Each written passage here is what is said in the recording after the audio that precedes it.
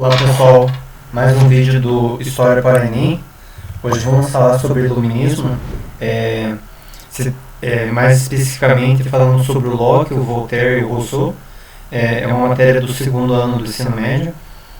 Na última aula eu falei sobre o contexto do iluminismo, né, que se dá ali no século XVI e XVII, durante a monarquia absolutista. E vou dar mais exemplos, né, de conceitos sobre o iluminismo, principalmente sobre Locke, Voltaire, Rousseau, o que cada um traz dentro das suas obras. Então vamos identificar as principais ideias de Locke, Voltaire e Rousseau e os pensadores iluministas.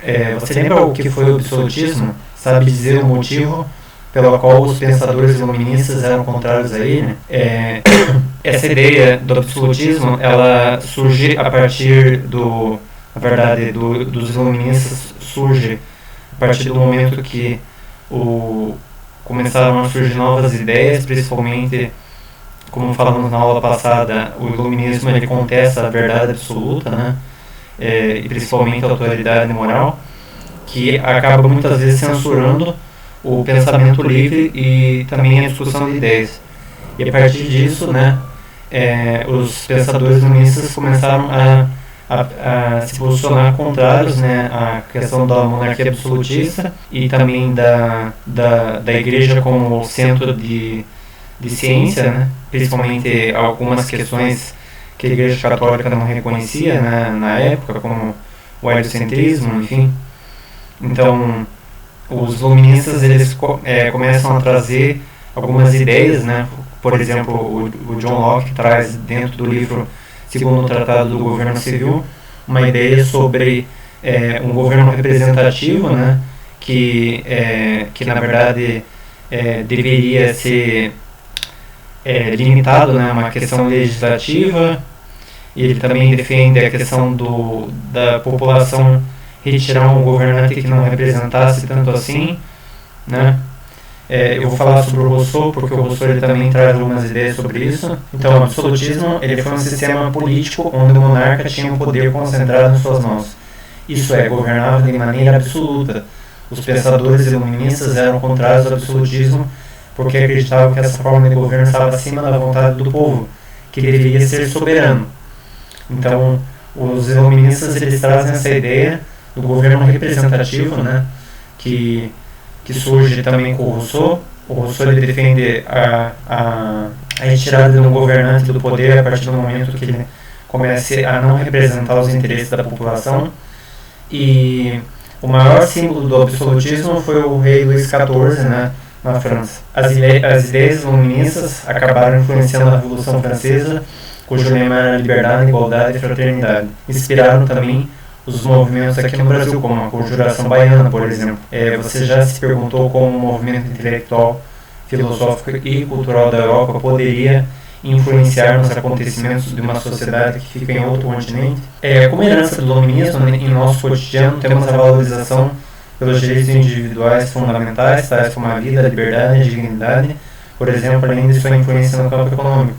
Estudar o iluminismo é compreender como começou a luta por princípios essenciais do nosso cotidiano. E também, quando a gente estuda iluminismo, a gente começa a entender alguns movimentos que ocorreram, né, durante os séculos 17 e 18, né, como a Revolução Americana, a Revolução Francesa, alguns movimentos de independência nas Américas. Então, até a Revolução Francesa, né, que acabou com a monarquia na França, mas principalmente existe uma discussão sobre a questão da formação do governo, né, sobre ele ser representativo, né, para a população. Então, alguns pensadores iluministas, né, mais conhecidos são Locke, Voltaire, Montesquieu e Rousseau. Vamos conhecer um pouco sobre o pensamento de alguns deles. Essa Declaração dos Direitos do Homem e do Cidadão, que é parecida com a Declaração de Direitos Humanos, que foi assinada em 1948 na ONU. O John Locke, né, como a gente tinha comentado, ele escreveu o livro Segundo o Tratado do Governo Civil, né? Então ele acreditava que as pessoas ao nascerem tinham os mesmos direitos, direito à vida, à liberdade, à propriedade, e também defendia a teoria da tábula rasa, onde a mente humana seria uma folha em branco que se preencheria com a experiência. Você concorda com alguma das ideias de Locke? Então essas eram as ideias do John Locke. Então, a partir do John Locke, os governos criam, né, a garantia dos direitos naturais dos indivíduos, e se o governante tentasse impor o absolutismo, os cidadãos poderiam rebelar-se e retirá-lo do poder pela força das armas. Ele é que é o fundador do liberalismo político, né, que é a formação do governo representativo. Ele pelo menos traz essa ideia, né. O Voltaire, por exemplo, tornou-se conhecido por suas críticas à Igreja Católica, à monarquia francesa, sua combate à ignorância, ao preconceito e ao fanatismo religioso. Por dizer o que pensava, Voltaire foi preso e mais tarde refugiou-se na Inglaterra. Com base nessa vivência, escreveu cartas inglesas, onde elogiou a Inglaterra por ser um país com liberdade de expressão, de religião, e onde o poder do rei era limitado, criticando a intolerância e o absolutismo da França. O Rousseau, por exemplo, como eu tinha comentado em uma das suas obras, O Contrato Social, o Rousseau defende a ideia de que a vontade geral é soberana, ou seja, só o povo é soberano. Assim, para esse pensador, se o governo escolhido por um povo não estiver representando, o povo não só pode, como deve substituí-lo. Então ele traz essa ideia de que a população pode retirá-lo, né? Então, a partir disso surgem alguns conceitos dentro dos governos, né? Como o impeachment, que é um instrumento, na verdade, não é igual, não seria como o Rousseau defende, né? Porque o impeachment ele envolve um crime, né? Que em relação ao governante, mas também existe aquela moção de repúdio que existe nas monarquias parlamentares ou nas repúblicas parlamentaristas, porque o primeiro-ministro, quando ele acaba agindo de maneira contra a população ou que pensa a população pode retirá-lo, né? Ou os próprios deputados podem mover uma moção de repúdio, né?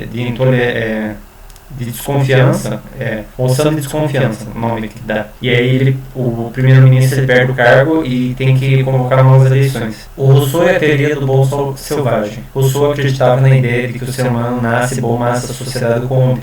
Por isso, para Rousseau, as crianças deviam viver durante o maior tempo possível em seu estado natural de inocência. E o Rousseau, dentro do livro Emílio, ou da Educação, durante a Revolução Francesa, o movimento influenciado pelo iluminismo, o livro serviu como inspiração do novo sistema educacional francês. Então, fazendo uma retomada da aula, podemos ver que o John Locke acreditava que todos nasciam com direito à vida, à liberdade e à propriedade, e defesa da teoria da tábula rasa, considerando um dos criadores do liberalismo econômico. Voltaire, críticas à Igreja Católica, à monarquia absolutista francesa, o combate à ignorância, ao preconceito e ao fanatismo religioso.